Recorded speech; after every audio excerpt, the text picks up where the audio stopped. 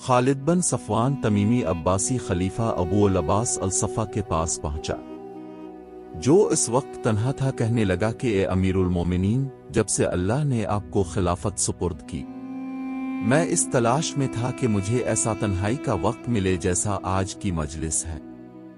अगर अमीरुल मोमिनीन मुनासिब समझी तो दरवाज़ा बंद करने का हुक्म दे दें, और जब तक मैं बात से फारिग न हो जाऊं दरवाज़ा बंद रखें। सफ़ा ने हाजिब को इसका हुक्म दे दिया। फिर खालिद ने कहा कि ए अमीरुल मोमिनीन, मैं आपके बारे में सोचता रहा हूँ और गौर वहस करता रहा हूँ। मैंने किसी को नहीं देखा जो अब से ज्यादा वसी कुदरत रखता हो औरतों से लुत्फ अंदोज होने में, और अब से ज्यादा वो कोई तंग ऐश भी नहीं देखा कि अपने अपनी जात पर दुनिया की औरतों में से सिर्फ एक औरत को मालिक बना दिया, और इसी पर इक्तिफा कर रखा है कि अगर वो बीमार हो जाए तो अब भी बीमार, और अगर वो गायब और मुकद्दर हो तो अब भी गायब, और तंगदिल अगर हो मुंह चलाए तो अब भी मुंह चलाए। ए अमीरुल मोमिनीन, अपने अपने पर हराम कर लिया दुनिया की लड़कियों को और उनके मुख्तलिफ हालात की शनाख्त को, इस खास लज्जत के तरीकों को जो उनसे मिलने के लिए इख्तियार किए जाते हैं। ए अमीरुल मोमिनीन, उनमें बाज़ तवील कदो कामत की औरतें होती हैं जो अपने जिस्म को ठीक रखने की तरफ माइल होती हैं। कुछ ऐसी सफेद रंग वाली होती हैं जो बनाव सिंगार को बहुत पसंद करती हैं। कुछ औरतें गंदमी रंग की होती हैं जिनके लबों पर स्याही होती है। बाज औरतें जर्द रंग की मोटे बदन वाली होती है, और औरतें जो मदीना की पैदाइश हैं और जो ताइफ और यमामा की हैं, जो बहुत शीरीं ज़बान और निहायत हाजिर जवाब होती है, और ना अब बादशाहों के बेटियों के हालात से वाकिफ है और इससे के ज़ेबाइश व लताफत के लिए इनकी क्या ज़रूरियात है। बस आप तो सिर्फ एक के हो रहे। गर्ज खालिद ने खूब ज़बान चलाई और औरतों की किस्मों नून गुना और उनकी सिफात पर लंबी तकरीर की, और अबू अल-अब्बास को उनकी तरफ खूब रग़बत दिलाई। जब फारिग हो गया तो अबू अल-अब्बास ने कहा कि कमबख्त, उससे ज्यादा खूबसूरत कलाम अब तक मेरे कानों ने नहीं सुना था।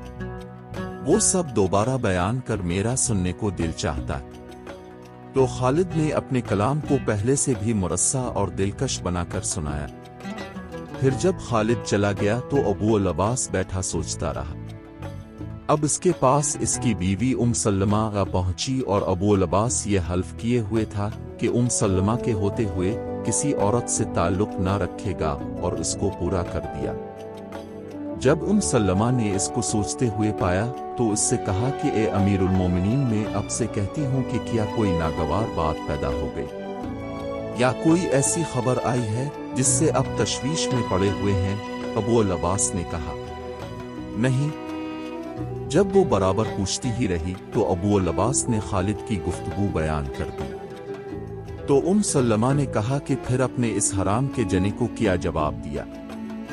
अबू अल-अब्बास ने कहा, वो सिर्फ मेरी खैरखाही की एक बात कर रहा था और तुम उसको गालियां दे रही हो। वो वहां से उठकर गुस्सा में भरी हुई अपने गुलामों के पास पहुंची और उनको हुक्म दिया कि खालिद को मारें। खालिद कहते हैं, मैं अबू अल-अब्बास के महल से बहुत खुश निकला था इस गुफ्तगू के अच्छे तासुरात की बना पर जो अमीरुल मोमिनीन से हुई थी।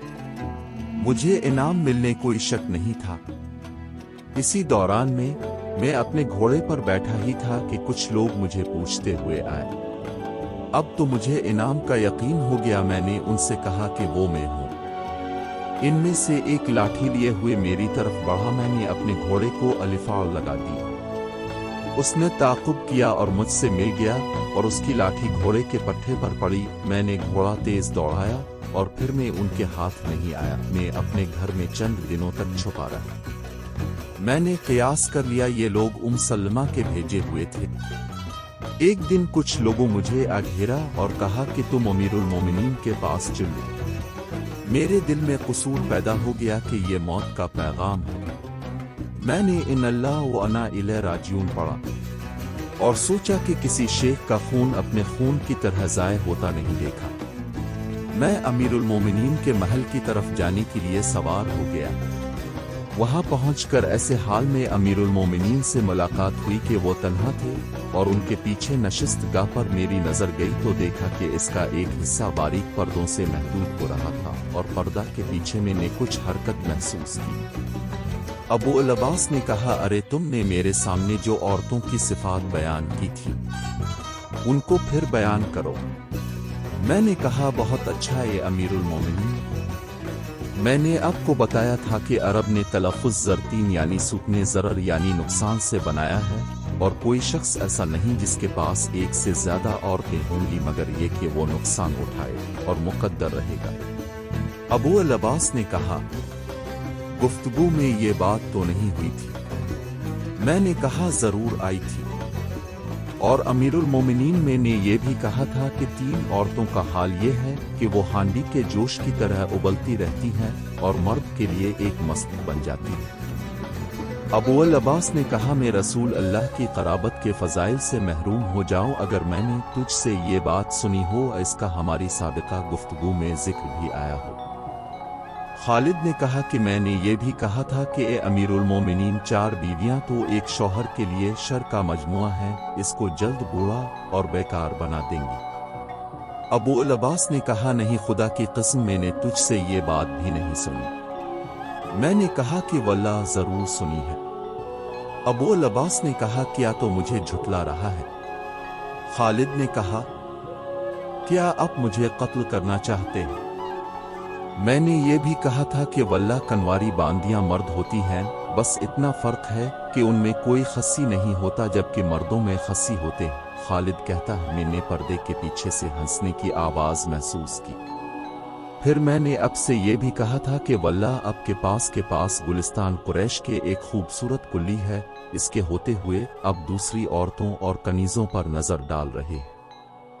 खालिद कहता है कि इस पर पर्दे के पीछे से मुझसे कहा गया, ए चचा, खुदा की कसम तूने सच कहा, तूने इससे यही गुफ्तगू की थी मगर उसने तेरी बात को बदल दिया और उन्होंने बातें तेरी तरफ से कह दे।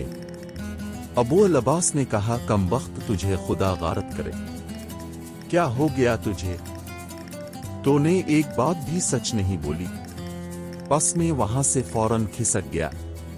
फिर सलमा ने 10,000 दिरहम और एक घोड़ा और उम्दा कपड़ों का बक्स भेजा।